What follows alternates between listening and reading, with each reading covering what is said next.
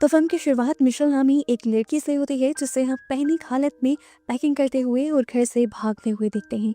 रास्ते में उसे उसके दोस्त बेन की भी काफी कॉल्स आती हैं जिसे वो लगातार इग्नोर कर रही होती है। कार का इस टाइम रेडियो चल रहा होता है और रेडियो से उसे एक वार्निंग अलर्ट मिलता है। पता चलता है कि मुल्क की हालत काफी खराब हो रही थी। गवर्नमेंट ने काफी सारी सिटीज की इलेक्ट्रिसिटी काट दी थी और इंटरनेट कनेक्शंस भी खत्म कर दिए थे। इसके पीछे भी जरूर बहुत बड़ी वजह थी जो अभी तक पब्लिक को नहीं बताई जा रही थी। ये सब सुनकर मिशेल भी थोड़ी सी पैनिक हो जाती है। तभी उसके दोस्त की दोबारा उसे कॉल आती है जिसे वो उठा लेती है। ये लोग झगड़ा करने लगते हैं। मिशेल इस लड़ाई में इतनी ज्यादा मगन हो गई थी कि उसका रोड पर ध्यान ही नहीं रहा। अचानक सामने से एक बहुत बड़ा ट्रक आया जिससे उसकी कार टकरा गई और बुरी तरह क्रैश हो गई।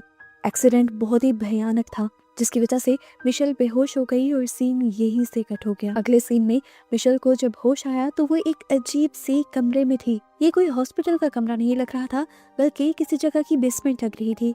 उसने देखा कि उसका इलाज हो रहा था, लेकिन अजीब बात थी कि उसके घुटने को वहाँ की एक जंजीर से बांधा गया था। ये समझने में उसे देर नहीं लगी कि वो किसी बहुत बड़े खतरे में है। क्या उसे किडनैप कर लिया गया था?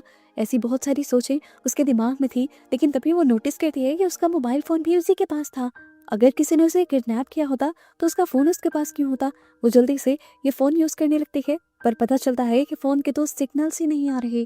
वो और भी ज्यादा घबरा जाती है और इसी घबराहट में उसे दूर से किसी के चलने की आहट सुनाई देती है। अपने पास मौजूद ब्लैंकेट से वो अपने आप को डर के मारे कवर करने लगी थी। तभी यहाँ इस छोटे से कमरे में एक दरमियानी उम्र का आदमी आया। देखने पर वो कोई किडनैपर नहीं लग रहा था, लेकिन मिशेल बहुत ज्यादा घबराई हुई थी। वो अपने हाथ वहीं पर खड़े कर लेती है और उससे अपनी जान की भीख मांगने लगती है। वो आदमी जब उसकी बातों पर ध्यान नहीं देता तो मिशेल उससे कहते हैं, शराफत से मुझे छोड़ दो, नहीं तो मेरी फैमिली पुलिस के साथ मुझे ढूंढ ही रही होगी। उस आदमी के एक्सप्रेशन मिशेल की धमकी के ऊपर भी नहीं बदलते। तो मिशेल उससे पूछती है, आखिर तुम चाहते क्या हो? क्या तुम मुझे मारना चाहते हो? वो आदमी ना में जवाब देते हुए कहता है, मैं बस तुम्हें बचाना चाहता हूँ।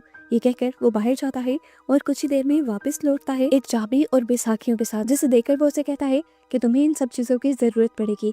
मिशेल नोटिस करती है कि एक्सीडेंट की वजह से उसके घुटने में बहुत बुरी चोट आई थी जिस पर प्लास्टर भी किया गया था। आदमी वहाँ से चला जाता है और मिशेल सबसे पहले अपने आप को उन चाबियों की मदद से आजाद करती है और फिर उस बैसाखी को लेकर अपने पास मौजूद एक नाइफ से उसकी एंड को शार्प कर लेती है, उसे अपना हथियार बना लेती है और फिर उसे लिए इस आदमी के दोबारा वापस आने का इंतजार करने लगती है।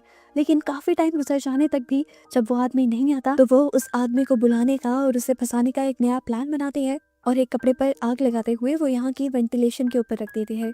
जैसे ही धुआं यहाँ से बाहर निकलता है तो वो आदमी भी फौरन यहाँ पर आता है। उस आदमी के आते ही वो फौरन उस आदमी के ऊपर पीछे से हमला कर देती है और इससे पहले कि वो कुछ भी और कर पाती, उल्टा वो आदमी ही उसे अपनी एक मूव में अपने कब्जे में कर लेता है और उसे एक इंजेक्शन लगाते हुए बेहोश कर देता है। अब जब मिशेल को होश आया तो वो आदमी उसके सामने बैठा हुआ था।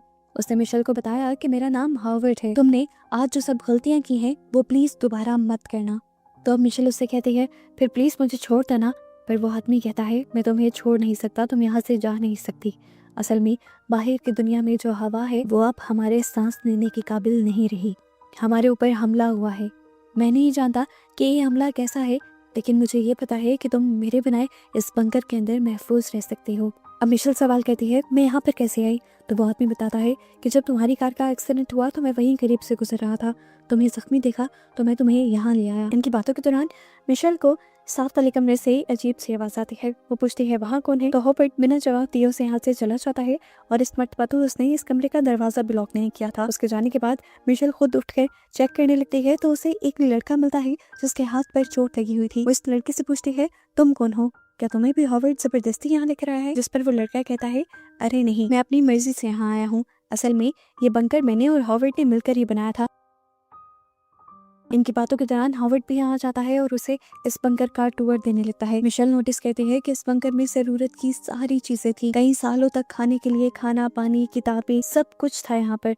हॉवर्ड अब उसे इस बंकर के बाहर के दरवाजे के पास लेकर जाता है और बंकर के 2 दरवाजों में से एक दरवाजा खोल देता है। मिशेल बंकर के दूसरे दरवाजे से बंकर के बाहर का नजारा देखते हैं तो उसे वहाँ पर 2 पिग्स दिखाई देते हैं जो बुरी तरह तड़प रहे थे। उनका जिस्म बुरी तरह जख्मी था और यहाँ पर वो गाड़ी भी खड़ी हुई थी जिससे मिशेल का एक्सीडेंट हुआ था। ये गाड़ी हॉवर्ड की ही होगी। वो समझ गई कि हॉवर्ड ने उससे झूठ बोला था कि एक्सीडेंट के वक्त वो पास से गुजरा था।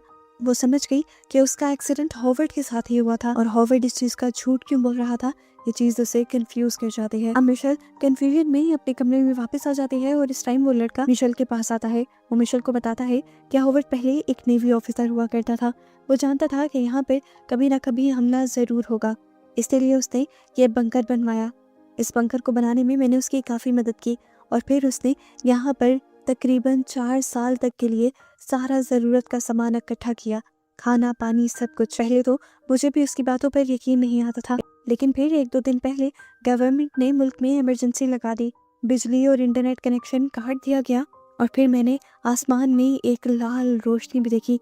मैं समझ गया कि हमारे मुल्क पर हमला हो चुका है, इसीलिए मैं भागकर इस बंकर में आ गया। यहाँ मिशेल उससे सवाल करती है, क्या तुम्हें कंफर्म है कि बाहर जंग हो चुकी है? वो कहता है, हाँ बाहर जंग हो गई है और बाहर की हवा अब पोल्यूटेड हो गई है। हम इंसान उस हवा में सांस नहीं ले सकते, अगर लेंगे तो बीमार होकर मर जाएंगे, इसीलिए तो मैं इस बंकर में हूँ। अगले 4 साल तक हम यहाँ पर जिंदगी आराम से गुजार सकते हैं और 4 साल में बाहर की हवा दोबारा से ठीक होने लग जाएगी। मिशेल कहती है, मैं इन चीजों को नहीं मानती। क्या पता तुमने जो बाहर रेड लाइट देखी हो वो सिर्फ फायर क्रैकर्स हो, और क्या पता हॉवर्ड हम दोनों से झूठ बोल रहा हो कि बाहर की हवा पोल्यूटेड हुई है। क्या पता बाहर कोई जंग हुई ही ना हो, क्योंकि अब जब मैं बाहर के दरवाजे के पास गई थी तो मैंने वहां से एक गाड़ी के गुजरने की आवाज सुनी थी। मिशेल की बातें उस आदमी को भी कंफ्यूज कर देती हैं और अब मिशेल फैसला करती है कि वो सच्चाई का पता चला कर ही रहेगी। वो अपने दिमाग में एक प्लान बनाती है और जब हॉवर्ड उन दोनों को खाना खाने के लिए बुलाता है तो वो नोटिस करती है कि बंकर की चाबियां हॉवर्ड की जेब के पास लटकी हुई थी। वो एक प्लान के मुताबिक हॉवर्ड को गुस्सा दिलाते हैं और हॉवर्ड जब गुस्से में उसे मारने के लिए उसके करीब आता है तो उसके पास से उसकी चाबियां चुरा लेते हैं। खाना खाते हुए हॉवर्ड जब नोटिस करता है कि उसकी चाबियां उसकी जेब के पास नहीं लटकी हुई तो वो समझ जाता है कि जरूर चाबियां मिशेल ने ही ली होंगी। इससे पहले कि वो चाबियां वापस ले पाता, मिशेल पास पड़े हुए ग्लास से हॉवर्ड के ऊपर हमला करती है और यहाँ से भाग निकलती है। वो जल्दी से जाकर बंकर का पहला दरवाजा खोलती है और तभी हॉवर्ड उसके पीछे आ जाता है। वो दूसरा दरवाजा खोलने ही वाली थी कि तभी अचानक वहाँ पर एक औरत आ गई जो बुरी तरह जख्मी थी। वो बंकर का दरवाजा पीट पीट कर मिशेल से कह रही थी, प्लीज मुझे इस बंकर के अंदर ले लो, मुझे बचा लो। पर हॉवर्ड पीछे से आवाज लगाता है, दरवाजा मत खोलना, तुमने दरवाजा खोल दिया तो बाहर की जहरीली हवा अंदर आ जाएगी और उसमें सांस लेते ही हम भी इस औरत की तरह तड़प तड़प कर मर जाएंगे। मिशेल देखती है कि वो औरत इस तकलीफ से इतनी ज्यादा मजबूर हो गई थी कि उसने इसी बंकर के दरवाजे पर सर मार मार कर अपनी जान दे दी। इस सारे नज़ारे को देखकर मिशेल समझ गई कि हॉवर्ड झूठ नहीं बोल रहा था। वो अब हॉवर्ड के साथ बंकर में वापस आ जाती है। खैर अब लाइफ इनकी ऐसे ही गुजरने लग जाती है। ये तीनों फैमिली की तरह यहाँ पे रहने लग जाते हैं। टाइम पास करने के लिए ये लोग बहुत सारी गेम्स खेलते हैं और एक दिन हॉवर्ड मिशेल को अपनी बेटी के कपड़े देता है और अपनी बेटी की तस्वीर भी दिखाता है। वो बताता है कि मैं अपनी बेटी से बहुत ज्यादा प्यार किया करता था, पर मेरी वाइफ ने मेरी बेटी को मेरे खिलाफ कर दिया और वो मुझे छोड़कर चली गई। आज हॉवर्ड उसके सामने ये भी कन्फेस कर लेता है कि मिशेल का एक्सीडेंट असल में उसी की गाड़ी से हुआ था। वो बताता है कि जब मुझे खबर मिली कि हम पर हमला हो गया है तो मैं बहुत ज्यादा पैनिक हो गया था। मैं जल्द से जल्द इस बंकर के अंदर आना चाहता था और इस सब में मेरी कार तुमसे टकरा गई। तुम बहुत जख्मी थी, मैं तुम्हें हॉस्पिटल नहीं ले जा सकता था क्योंकि मुझे इस बंकर में आना था, इसीलिए मैं तुम्हें इस बंकर में ले आया और मैंने तुम्हारा इलाज खुद करना शुरू किया। ये कहानी सुनकर मिशेल के दिल में हॉवर्ड के लिए इज्जत और भी ज्यादा बढ़ जाती है। कुछ दिन और ऐसे ही गुजर जाते हैं और एक दिन इनके बंकर के ऊपर से एक भारी चीज गुजरती है जो इनके बंकर के अंदर जलजला ले आती है। हॉवर्ड इन लोगों को बताते हैं कि ये जंगी टैंक हैं, जरूर दुश्मन ही यहाँ आए होंगे ये देखने के लिए कि क्या यहाँ पर लोग जिंदा तो नहीं बच गए। वो इन्हें ये भी बताता है कि दुश्मन आने को एक सादा ट्रक और वैन में भी आ सकते थे, पर टैंक में ये लोग इसलिए आए हैं क्योंकि यहाँ की हवा पोल्यूटेड है, जहरीली हो चुकी है और टैंक में एयर क्लीनिंग फिल्टर लगे होते हैं जो इस बंकर के अंदर भी मैंने लगाया है और इसी वजह से हम जिंदा हैं। खैर टैंक अब इनके बंकर से दूर चला जाता है और ये लोग शुक्र का सांस लेते हैं, पर ये रिलैक्सेशन ज्यादा देर के लिए नहीं थी। अगले ही पल उनके एयर फिल्टर सिस्टम के अंदर अलार्म बजने लगते हैं। टैंक के गुजरने की वजह से उनके सिस्टम में कोई मसला आ गया था। अब हॉवर्ड मिशेल से कहता है, तुम पतली से हो, इस एयर वेंट के अंदर चली जाओगी, जरा अंदर जाकर जो पाइप टूटे हुए होंगे उन्हें जोड़ देना। मिशेल वहाँ अंदर चली तो जाती है लेकिन वहां जाकर वो नोटिस करती है कि इस एयर वेंट के जरिए भी इस बंकर से बाहर निकलने का एक रास्ता था और वहां पर एक सीढ़ी भी लगी हुई थी। वहां पर उसे एक लड़की का इयररिंग भी मिलता है और वेंट के ऊपर उसे हेल्प लिखा भी दिखाई देता है। जैसे जैसे हॉवर्ड ने उसे बताया था वो सारा काम कर बाहर तो आ जाती है, लेकिन अगले ही दिन मौका पाते ही वो यहाँ पर दूसरे लड़के को सारी बात बताती है कि किस तरह वो जब अंदर गई तो वेंट पर हेल्प लिखा हुआ था। वहाँ पर एक लड़की का टूटा हुआ नाखून भी था, जैसे उसने वहाँ से भागने की कोशिश की हो, और उसे ये इयररिंग भी वहाँ से मिला है। वो बताती है कि ये इयररिंग उसी लड़की का है जिसके बारे में हॉवर्ड ने कहा था कि ये उसकी बेटी है। वो हॉवर्ड की किताबों से उस लड़की की तस्वीर निकाल कर भी उस लड़के को दिखाती है। वो लड़का बताता है ये हॉवर्ड की बेटी नहीं है, इस लड़की को तो मैं जानता हूँ, ये मेरी बहन की क्लास फेलो थी और पिछले 2 साल से इसका कुछ अता पता नहीं है। ये सुनकर मिशेल का शक कंफर्म होने लगता है कि हॉवर्ड जरूर उन्हें धोखा दे रहा है, वो जरूर उनके साथ कुछ बुरा करना चाहता है। पर ऐसा भी क्या करना चाहता था? झूठ तो वो नहीं बोल रहा था। मिशेल ने खुद बाहर उस औरत को तड़प तड़प कर मरते हुए देखा था। बाहर की हवा तो पोल्यूटेड थी, हमला तो बाहर हुआ था, ये बात कंफर्म थी।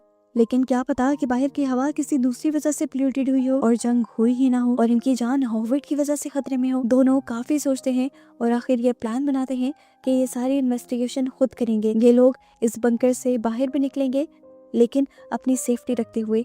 ये लोग अब कुछ बोटल्स, कुछ प्लास्टिक रैपिंग्स और एक डक्ट टेप के जरिए अपना सेफ्टी सूट बनाने की कोशिश करते हैं। लेकिन हॉवर्ड को इन चीजों का शक हो जाता है और एक दिन हॉवर्ड उन्हें एक कैबिन के पास लेकर आता है।